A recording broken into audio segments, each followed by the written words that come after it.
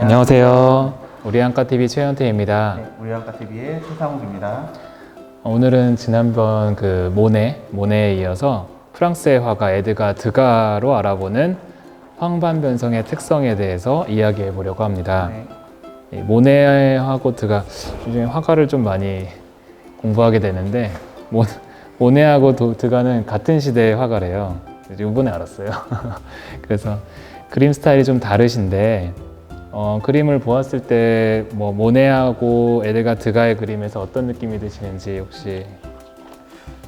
저번에도 말씀드렸듯이 그림 말못이라서 뭐라고 말하기가 좀 어려운데, 상대적으로 모네는 보다 좀 색깔이 더 화려하고요. 네. 뭔가 사람보다는 풍경에 집중하고 있는 모습을 보인다라고 하면은 일단 에드가의 그림에서는 사람이 되게 많습니다.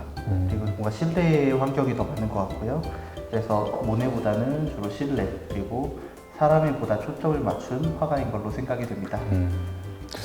많이 하시네. 최상욱 원장님 말씀대로 두 분 다 인상주의 화가인데 그 모네는 시시각각 변하는 자연의 그 장면을 담으려고 노력을 했던 분이고, 드가는 이 사람의 움직임에 초점을 맞춘 화가라고 할 수 있다고 합니다. 그렇지만 이제 이 드가도 안질환에서를 피해갈 수 없었는데, 그 드가의 대표적인 작품들이 이제 발레를 하는 이런 작품들이 많은데요.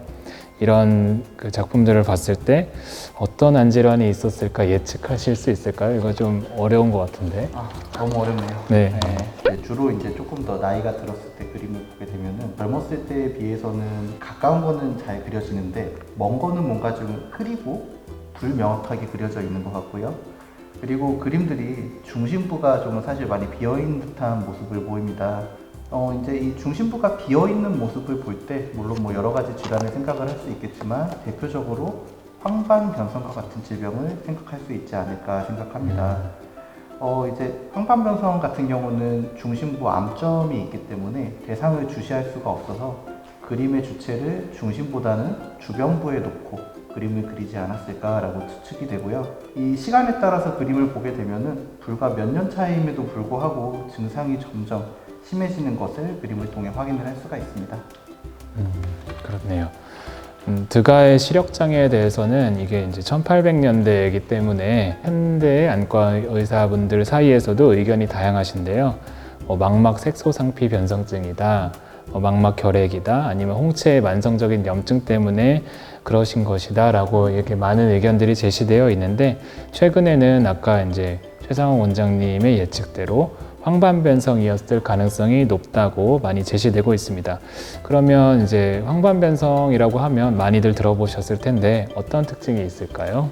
네, 이제 최근에 황반변성에서 뉴스, 미디어 여러 가지 매스컴들에서 내용들이 많이 나오기 때문에 시청자분들께서도 많이 알고 있으시다 생각됩니다.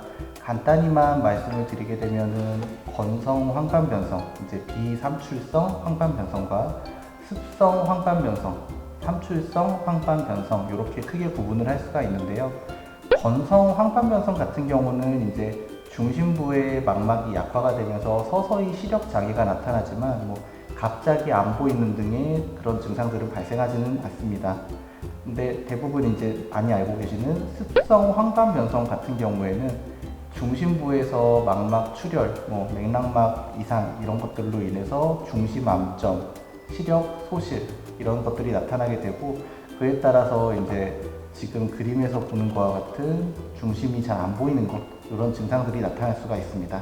네, 결국에 이제 습성 황반변성이 건성 황반변성에서 진행하는 경우가 대다수이기 때문에, 또 건성 황반변성에서는 말씀하신 대로 갑자기 나타나는 증상이 적으셔서 모르시는 경우가 많이 있으세요. 그래서 내가 혹시 나이가 좀 있으신데 황반 쪽이 괜찮으신지는 한 번씩 체크해 보실 필요도 있으신 것 같아요. 습성인 경우는 바로 증상이 있으시니까 바로 오시는데, 건성을 갖고 계신 분들은 이제 증상이 별로 없는 경우가 또 많이 있거든요.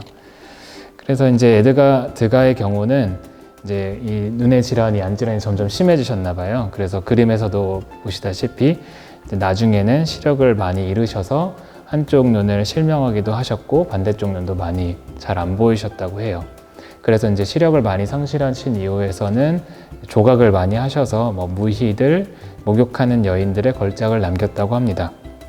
뭐 이미 말씀을 드렸지만 뭐 황반변성이 있으면은 시력에 치명적일 수 있겠네요. 네, 그렇죠. 많이 치명적이죠. 아까 말씀을 해주셨던 것처럼 건성 황반변성의 경우 습성 황반변성으로 진행이 가능하고 또 건성 황반변성 자체로도 또 악화되면 망막 위축이 심해지고 시력을 상실할 수 있는 실명에 이를 수 있는 무서운 질병이 되겠고요.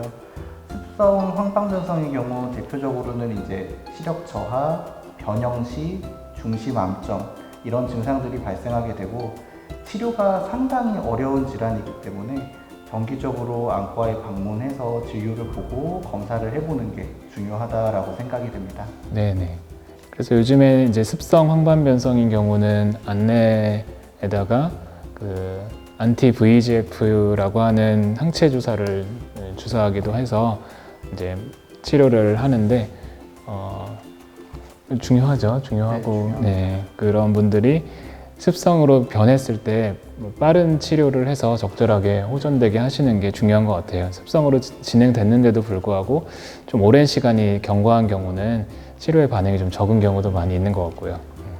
그리고 사실 예전 같으면은 원인도 잘 모르고 원인 모르게 갑자기 실명이 되고 이러는 질환이었는데 그래도 최근에는 항체 주사, 안내 항체 주사 이런 것들을 통해서 그래도 시력을 장기간 유지하고 보존할 수 있는 방법들이 있기 때문에 치료를 열심히 하는 거 상당히 중요하다고 생각을 합니다. 오늘은 그 모네의 안질환에 이어서 에드가 드가의 그림으로 알아보는 황반변성의 특징에 대해서 알아보았습니다. 유익한 시간이 되었으면 좋겠습니다. 감사합니다. 감사합니다.